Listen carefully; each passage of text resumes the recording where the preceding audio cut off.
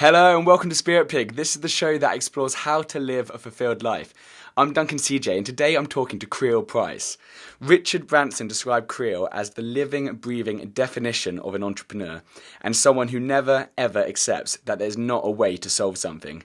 Creel Price is one of Australia's most dynamic entrepreneurs and leading business minds.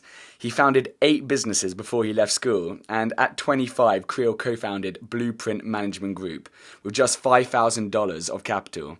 In 10 years, it grew to 1,000 staff across 10 industries and was later sold for $109 million. Creel now spends his time teaching and mentoring other entrepreneurs to realize their business dreams and is part of a movement of entrepreneurs who are helping to make business a force for good in the world. Creel, thank you so much for being here today and talking to me. Yeah, it's great to be here, Duncan. I mentioned just there, 8 businesses before you left school. I know that. I think the first one was a strawberry business when you were just 11 years old. Like, how come? Was this just always just a drive inside you, or like how come? Basically, this is amazing. Well, I guess there was a little bit of drive there, but I was more of a necessity entrepreneur. My family farm was going through a pretty severe drought at the time, and there was no money around, and my brother and I wanted to buy a computer. Some of your listeners might remember the Commodore 64. It was one of our dreams to get our hands on one of those little marvels of technology. So we concocted the plan to put in some strawberry plants and sell them beside the highway that split our farm in two. Were these companies like running alongside each other, or was like one didn't work and so you tried something new and then that failed and you tried something new, or was this 8 companies like running alongside each other? No, it was probably one after the other. My strawberry business went for about 3 years, was pretty successful. In fact, it ended up being one of the main income earners for my family during that pretty tough time. And so I was employing my brother, and in my mind at least, I was employing my parents. They don't see it that way. Went through a series of, I guess I got the entrepreneurial bug, and I had this. I went and bought a whole lot of bees and started selling honey. Or I back in those days, everyone used to go to the seaside and collect a teaspoon. And so I came up with this plan where I designed this teaspoon rack and made them and sold them to little old grannies and stuff. So that were the sort of things I did. It's amazing, and I know that watching your father run the farm was a big inspiration for you. Was your family, was it a very supportive network? Were you always encouraged to go out and try things and basically just try your luck at stuff? I know you said it was through necessity, but was it from quite a supportive environment? Yeah, sure. I guess my grandfather was a stock and station agent, which is the Aussie term for like an auctioneer that sells big stations and stuff, and then my father was as well. So I guess they were both entrepreneurs, and then Dad was always a guy that came up with a new idea every week. We didn't always put them into place, but it was quite an exciting thing to be around. A lot of people are coming to you being like, "Hey, Creel, like, what is the one thing I can do to be successful in business, or what is the one thing that took your company from $5,000 up to $109 million?" And I think you said yourself that this is obviously a crazy idea to try and break down the whole business journey into one thing, but you actually kind of realized there is kind of one main thing behind it, and it's this idea of decisionship. Could you maybe just explain to our listeners what you mean by decisionship and kind of what the importance of that is? Yeah, sure. Well, I guess firstly, I think it was quite curious that entrepreneurs are so driven for success, but also a little bit lazy, that they only wanted one thing, they didn't want a list of 10 things. So yeah, so I cottoned onto this idea that it was your ability to make more faster, better informed decisions without the angst. So those 3 elements, for me, makes the ideal decision maker. Someone that has the right amount of speed, not too fast, not too slow, the right amount of information, not someone that's a real data junkie, but also not someone that's got their head in the sand. And then this concept of I met a lot of entrepreneurs, I guess, that they weren't enjoying business. So what they didn't realise is not every decision has to be successful. So they have to play the numbers game of business. The really mega decisions, maybe they need to get that right 75% of the time. The major decisions, maybe 50% of the time. But minor decisions like the Pantone colour of your brochure might be right 25% of the time. So that's really what decisionship's all about. The thing that trips a lot of people up is that they're so concerned by the end result rather than the fact that actually, as an entrepreneur, their decision is just to make a decision and then just whatever the outcome, just to accept it and then just to move on to the next stage. Is that kind of the message behind it, that it's just about making a decision and keep on moving rather than being sort of paralyzed by just the angst and the worry of like what the result is. Yeah, absolutely. I think that's how you start to enjoy business more. That you realise that it's a game first of all, and then the rules of the game is it's just a matter of making those decisions, and not beating yourself up too much if you make a bad decision. But one of the things that we do through our programs, I guess, is teach people to start to develop three types of sights. So foresight is about how making this decision today, what impact might it have on the future of the business or me. Insight, how do we bring the data to bear today, and then hindsight, which I think is one of the most important, is how do we learn off past decisions. So it's not about make a decision and then forget about it. It's about make a decision, and even if it's a bad one, you say, okay, if I had to make this decision in the future again, what would I do differently? So you're getting better and better and better. So over time, hopefully, you can train your what we call your entrepreneurial eye to be a better entrepreneur. And so is that one of the main benefits? Because like, what I was going to say, what are the sort of the benefits that people can see in their lives if they're able to master this? Like that one you just said, like the hindsight thing, is that a big one? But like, what kind of other things, if you really work on this, have you seen, through your clients, if they can really work on this decision making skill, like what kind of benefits can they see? Yeah, well, it's pretty interesting. I had this lady approach me in the street that she'd done one of my programs, and she goes, "Oh my God, it just made such a difference to my life."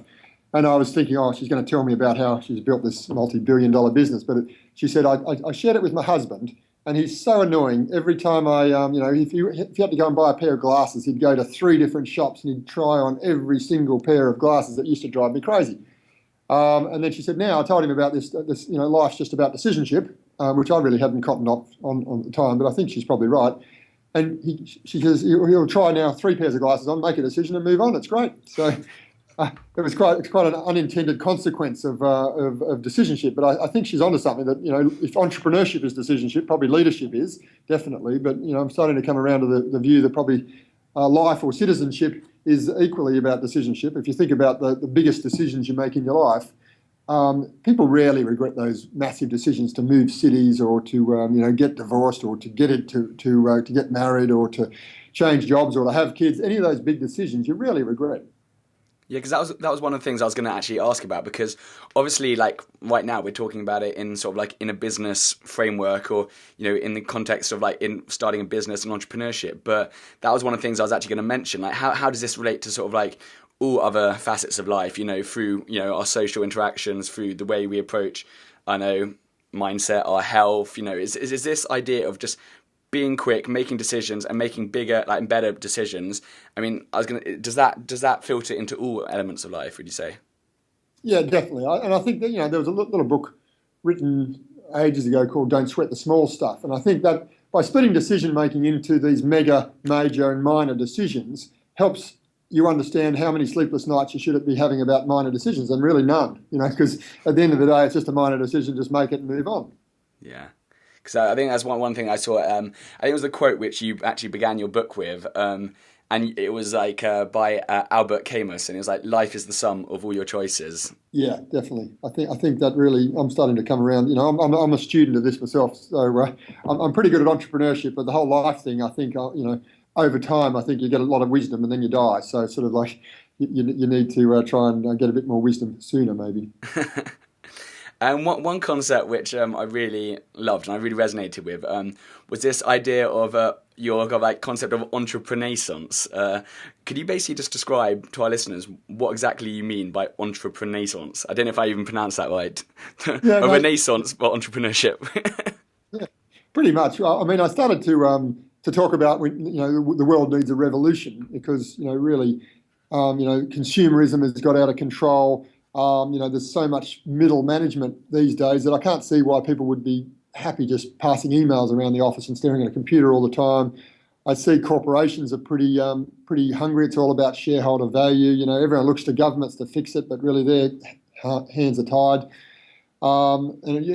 Charities certainly aren't the answer. These guys have to put their hand out every year to raise money, so they spend most of their time fundraising, not really always helping the cause that they purport to.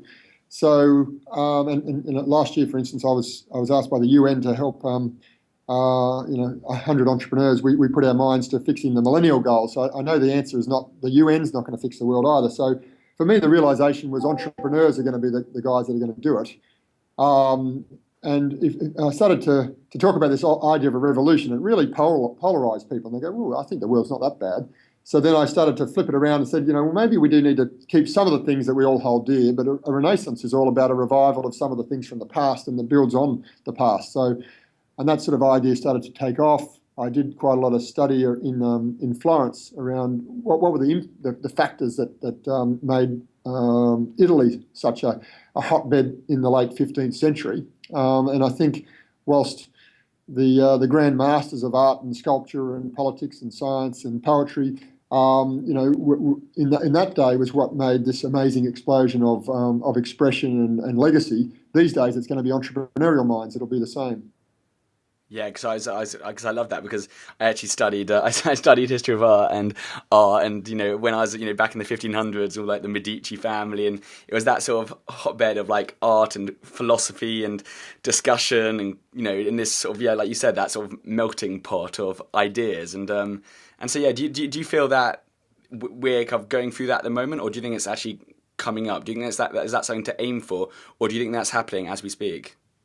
Yeah, well, it was a pretty new concept, to be honest. 10 years ago when I started talking about it, people would give me a very blank look, thinking, why would we do that? But if I fast forward to today, entrepreneurship is the new black. So I think, they did a survey in America last year of university leavers, and 70% of them believe that they'll start their own business within the next 5 years.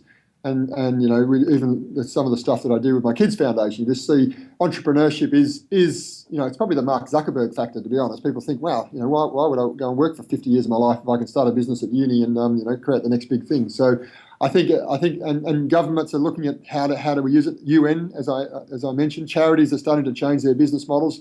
As you know, with some of the colleagues we have in common that are rather than just fundraising, they're using business to create powerful new ways of helping people.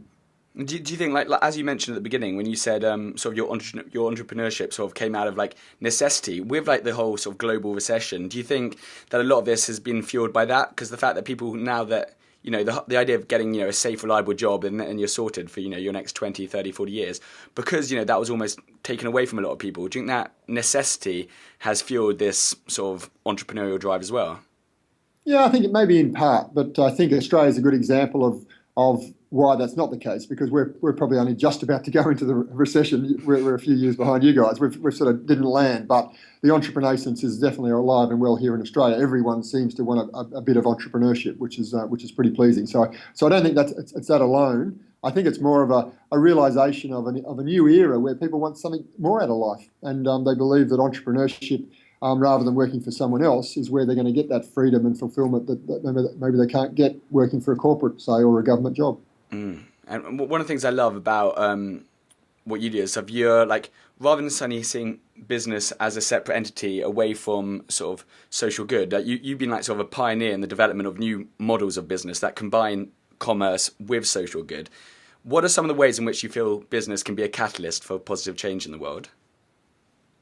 Yeah, well, I think first of all, it's the business values is making sure of it, and generally entrepreneurial run businesses, they do. I think there's a little bit of guilt there that they can only be successful and feel good about making the business lucrative for themselves if they are helping their employees or their clients, and then hopefully being a good corporate citizen. So I think it starts there. But then we've got entrepreneurs that build their business up, say, and sell them like I did it, saying, okay, well, how do you your next stage in life, how do you even use those skills, more than the money really, to be honest, how do you use that commercial acumen to help people?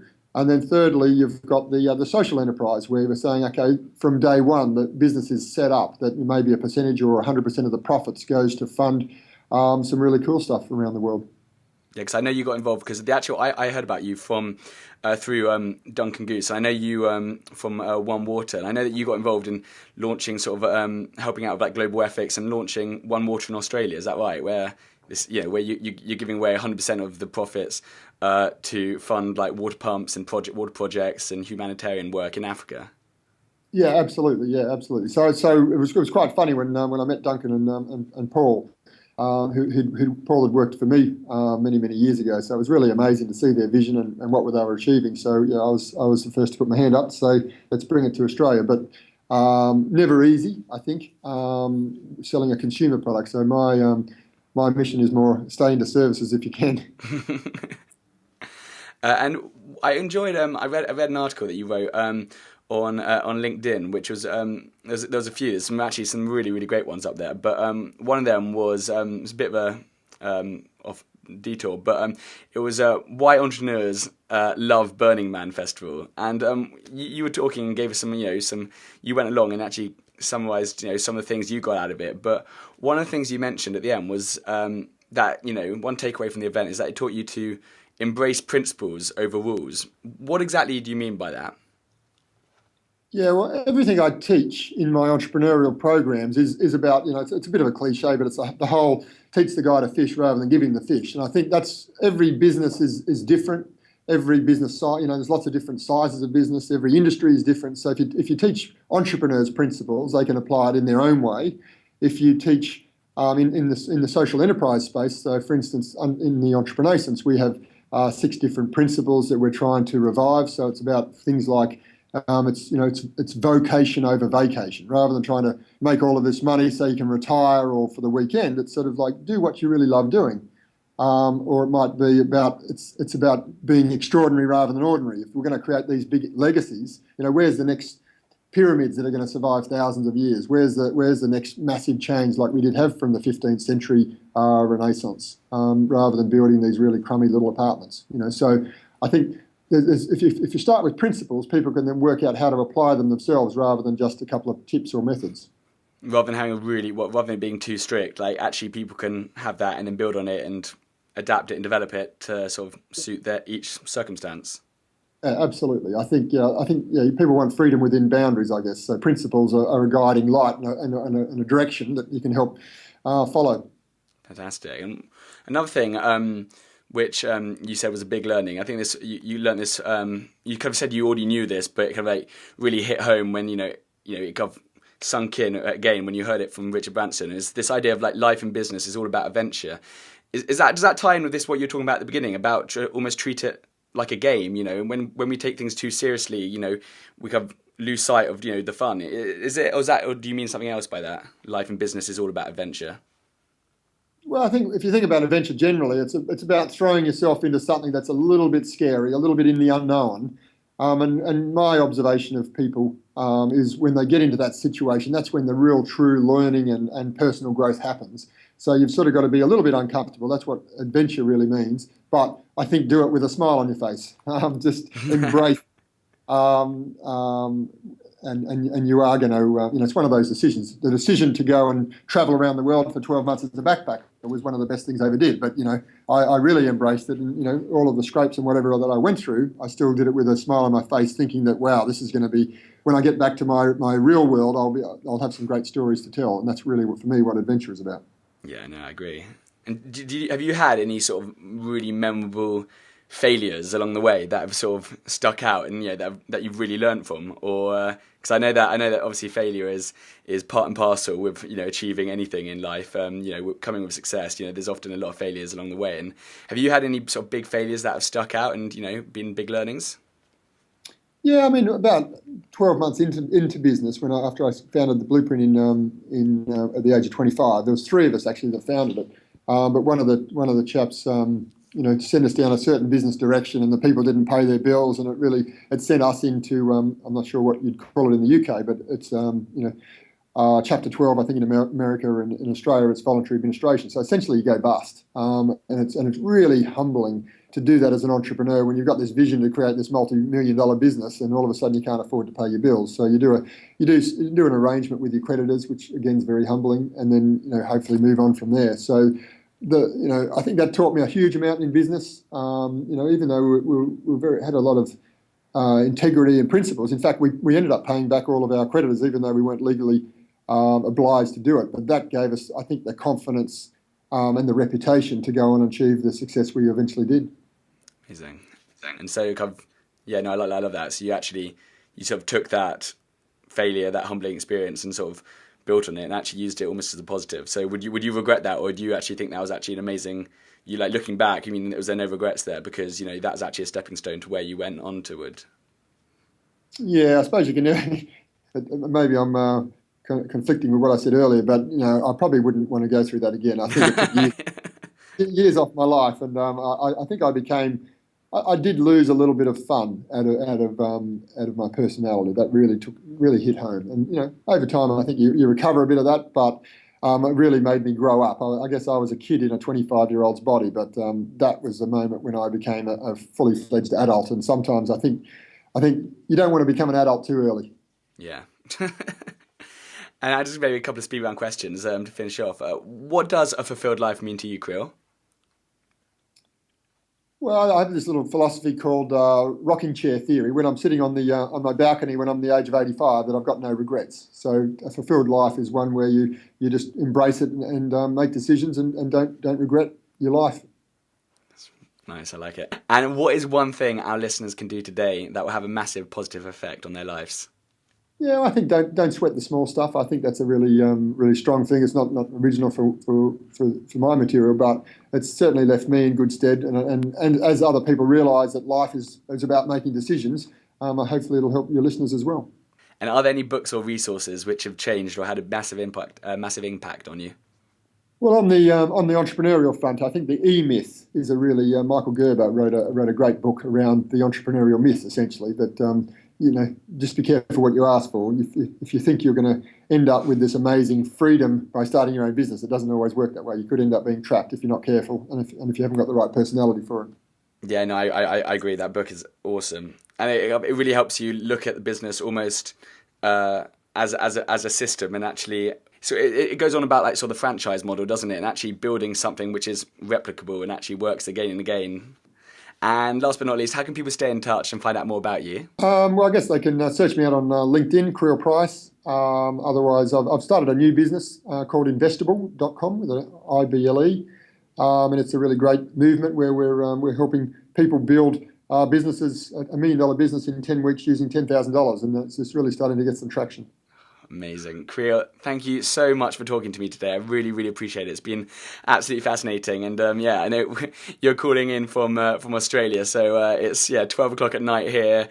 It's about 8 a.m. in the morning. So you've obviously had to get up pretty early. So I really appreciate you taking the time to talk to me today. Thank you so much. No worries, Duncan. Great to talk. Talk soon.